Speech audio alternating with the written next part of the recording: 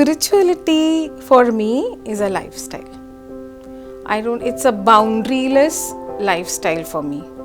Dr. Shibani is a professional and logical spiritual mentor of contemporary times. Everybody has to go through a kindergarten, then school, primary, secondary, college, PG. So that was the way it just took me. Astrology, I started learning astrology from my dad. If we talk about spirituality, it's a very vast term, of course. How do you define it? Your soul has a purpose. That purpose is completely lost. So spirituality will actually get you closer to that soul purpose that you've come for. When we talk about her, these things are gonna come to your mind. Self-discipline, perseverance, always ready to help, values, solutions, kindness, happiness and positivity. Whatever is coming passionately from inside you, if you connect to that and you do that, I feel that somewhere you're getting onto your soul purpose, because that is what gives you immense peace inside. Spirituality will give you that peace. Non-judgmental is equal to inner peace. Ladies and gentlemen, please put your hands together and join me in welcoming Dr. Shibani only on PMC English. Hello and welcome to PMC English. I'm Idris and today we have a special guest. She is a professional and logical spiritual guide and guru, of course. And when I think about her, a lot of things come in my mind. It's like solutions, kindness, positivity and a lot of things. We have our guest today in our studio. Please join your hands together and let's welcome Dr. Shibani. Welcome to our channel. Thanks, Idris. It's a pleasure to have you on program, and the very first thing that our audience will be interested in you is in your spiritual journey. How did it start? Since you've been into some other field, you have done MBA and then you were with banking sector. So why such a sudden shift? It hasn't been a sudden shift in my life. It's always been a journey right from my childhood. Born and brought up in a very spiritual background, right. Always at home and groomed that way, my everything would happen as per the timings of the panchang in my house. Wow. My father being an astrologer, my grandfather, my dadaji, my pardadaji, all of them out of hobby, and I never thought I would get into something like this, spiritual journey would be at such a early age in my life. Right. So it's always been, every stage of life was taking me towards it, and there was a strong sense of seeking a guru at one point of time in my life, right, which took me to that place where I realized that there is no need of a physical guru who is living right now, and then I was completely guided towards the Hindu Trinity, that is Dattatreya, and he is my guru. I follow that, and my spiritual journey started from there. How about your career? Like, you've been into banking sector as far as I know. Yeah, I was doing investment banking with some multinational banks, and I never felt at home over there. I always felt like an alien, and then got married. I came to Mumbai, conceived my first baby, and then immediately there was a U-turn in my life. Right. Pushed towards, I was at home actually, I didn't have a job that time. I was looking for a job, and one day, being at my parents' place, I happened to read my father's astrology book, and I asked him whether he would teach me how to make a horoscope. Wow. And I got so immensely involved into that entire process of making the horoscope, the chart, the Janam Patri and all that. I asked him whether he would teach me, and my father is my first guru. Right. In fact, my conventional education of getting into spiritualism started from there. The mindset was always there, but that everybody has to go through a kindergarten, then school, primary, secondary, college, PG. So that was the way it just took me. So that was the beginning. Astrology, I started learning astrology from my dad, and a lot of other things were guided after that. So, as you said, it has been in your mind from childhood, right? It's been in my aura, I suppose. Somewhere my mother always knew about it. She would always tell me that you have a 10th sense, not a 6th sense, but a 10th sense. So just keep your mouth shut because you're a girl and you need to get married also. तो ज़्यादा बात मत करना so that people should not find you weirdo, you know. I understand. And she somewhere knew that there is something else, you know, which in common man's language would be abnormal. I understand, right?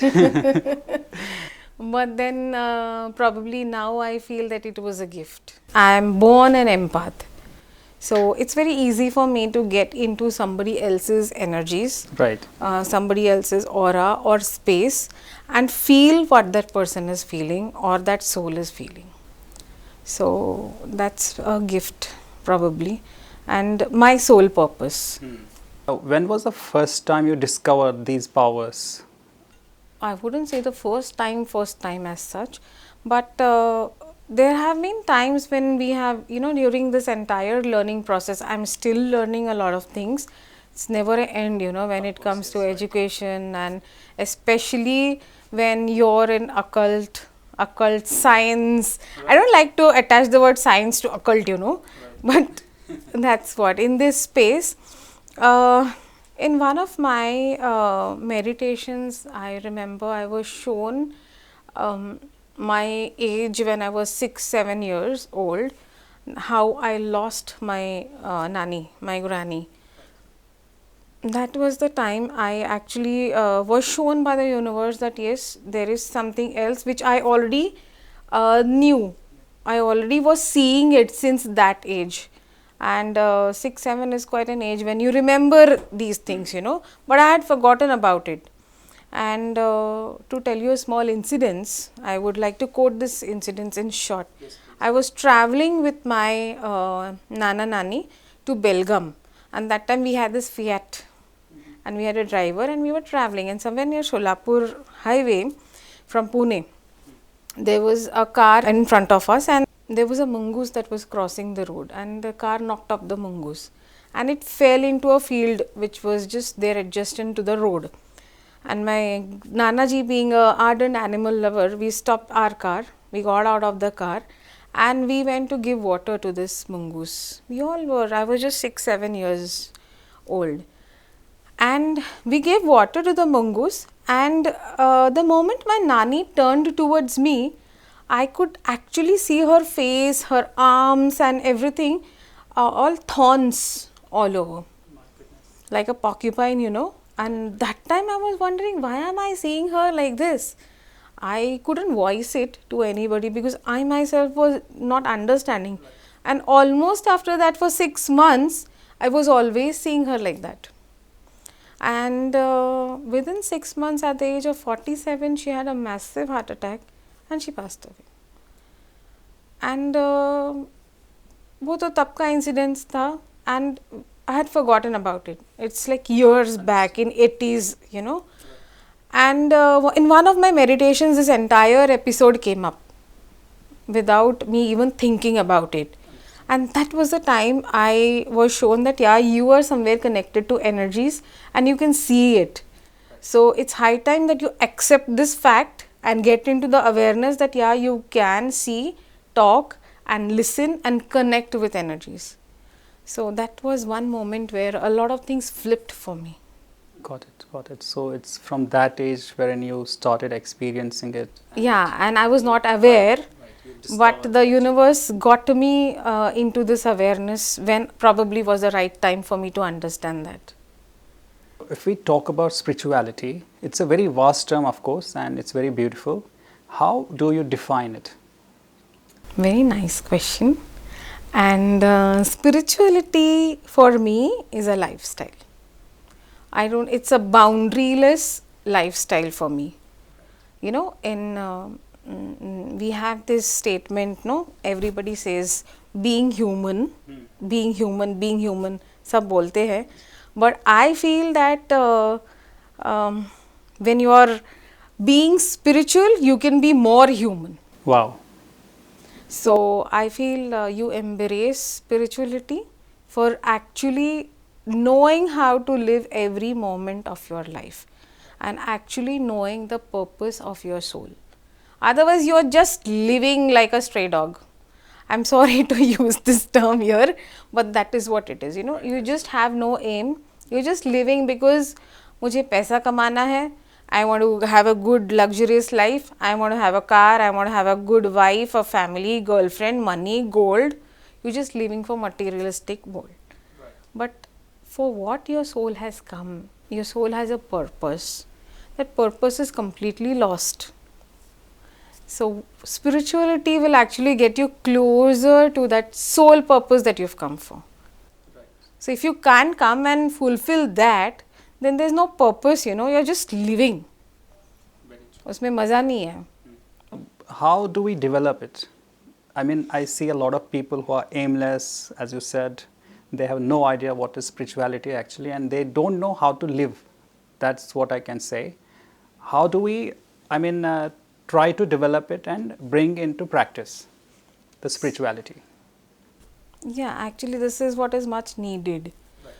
You can of course develop that, but for you to develop that you need to have a very strong calling also from inside. वो ऐसे नहीं है कि चलो बच्चे को school में डाल दिया और बच्चा 10th स्टैंडर्ड पास होके निकल आया. No, you know, you really need to have that calling from inside. So for having and getting into that awareness कि I am getting a calling and it's high time I go and connect and see what I am actually needed to do is very important. Right. But when you get into that space that yes, I need to know something much beyond what my physical eyes are seeing. There are many ways. There are ways like people do yoga, people do meditations, people just are into music, people are just into art and painting, some people are into teaching. You know what I believe is whatever is coming passionately from inside you, if you connect to that and you do that, I feel that somewhere you are getting onto your soul purpose, because that is what gives you immense peace inside. Right. Spirituality will give you that peace. Whether you get money out of it or no is not the concern then, you know, whether you are getting the recognition or you are not getting, whether but the inner peace will that peace, you know, that you have to experience. Beautiful. So that is what, you know, you can definitely. So when you are already into this space, then automatically you will start getting the calling. You will start getting the guidance. For that you need to be very open to receive. If you have barriers, then it's very difficult even for the universe to reach to you. Very true. And what is the role of a guru? Do you think a guru is required to get into spirituality? 100%. There could be two types of gurus, as you said, as we have, had a discussion previously. So as you said, there's a spiritual guru and there's a physical guru, right? No, I said there's a physical guru and a non-physical guru. Right. Okay. Exactly, yeah. So it's not spiritual, and it's about a physical guru and a non-physical who does not exist in biological form of a body. Okay, it could be anybody. It could be Jesus Christ. It could be Muhammad. It could be Santa Tukaram. It could be anybody, you know. So those also can be your gurus. So there are different realms in which all these beings are there in the aura of the earth. And now since 2012, as they all said that the world is going to end, it's not the end as such in the physical form. Of course, connecting to all the present scenario like the COVID and the Afghanistan stuff and all that chaos that is happening on the earth, definitely a lot of clearing is happening. But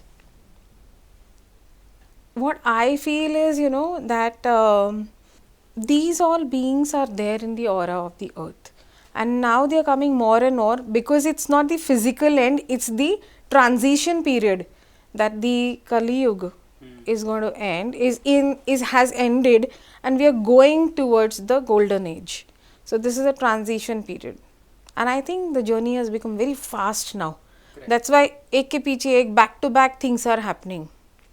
So when it comes to a physical guru and a non-physical guru, definitely I feel it's very important to have a divine hand, you know, whether to hold space for you and help your soul evolve, you know. Proper guidance, we can say, right? Yes, for that guidance definitely a guru is required, whether it is physical guru or whether it is, definitely, you know, the guru will come in your life when the right time comes. But for that you need to seek, no? Absolutely. Somewhere that little bit of seeking, little bit of calling has to be there. Fire has to be there. Fire has to be there, true. In the right, you know, that's the right word for nowadays. The fire has to be there. If we talk about inner peace, what's the actual meaning or the essence, we can say, of inner peace? How do you define inner peace? When can we be peaceful? We can be peaceful only if our mind becomes completely non-judgmental. Is it possible in this scenario, in this lifestyle that At we least have, not in this age. Very to difficult. become no, it's not difficult. Believe me, it's not. Is it? Yeah, it's not. So that non-judgmental is equal to inner peace. Because once when you're judgmental, there will always be disturbing thoughts, negative energies around you. Your aura is not clear, you have a cluttered aura, your chakras are blocked. So definitely the thought process is also cluttered. So how can you be non-judgmental? So for me, I believe that spirituality or whatever practices you're doing to take your soul or to make your soul evolve are taking you to a state which is a zero state, you know, which is a state where you're non-judgmental, you're completely just there. I'm just there in this moment, that's it. That fraction of a second or a minute or half a minute, you need to experience it. Then you will come to know what is inner peace. You know, a simple thing like you're at a signal and you see some beggars over there, you know, they're asking you for money and this, and somewhere something inside you tells you that, yeah, don't give money, but at least if you have some biscuits in your car, just hand it over to them. And you just give that pack of maybe a Cadbury chocolate or a whatever biscuit, whatever you're carrying, maybe fruits you to that child over there, and you see that smile. That is the moment you actually experience the inner peace. Beautifully explained. We all experience it, but we are not in that awareness that yes, this is what it is. These are the small, small moments that you need. Very well said. Very beautifully explained. Definitely people are ignorant towards such subtle things. Moving ahead, there's another thing, like in today's world, of course, since we live in such an age, as you said, it's very fast. We are unable to concentrate and we are unable to live in the present moment. Why is it so, and how do we deal with it? Because we are all in a hurry to reach somewhere, you know. We just don't want to be.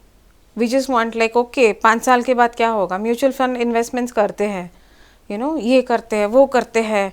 Let's buy a house, let's buy land, you know. We are all, and that's okay. That's very practical, you know. There's nothing wrong in it, but what intention are you putting in and doing all these things, or what kind of thoughts? And especially when you're talking about we are not at peace, that means we are already staying in a very disturbed space.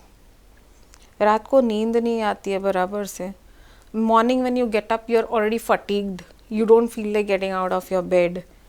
You know, there are so many small things. Sometimes even cooking at home, the food also doesn't turn out to be good. There's small things, and our attention never goes to things like what is there, what is happening in my space.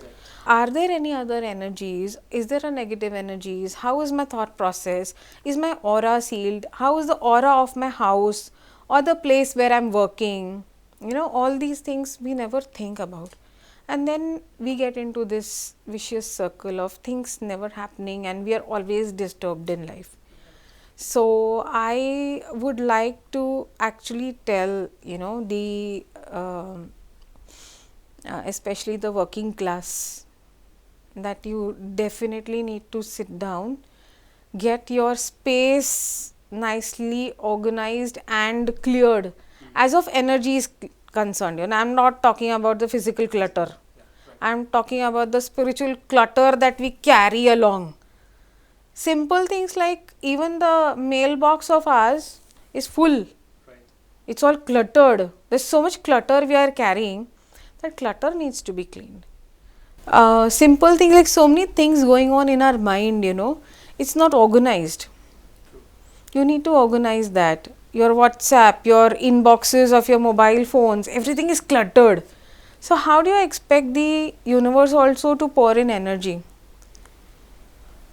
And another thing is the way you foresee or think about the progress of others, If you see a friend progressing, if you see your sibling progressing, what are your feelings?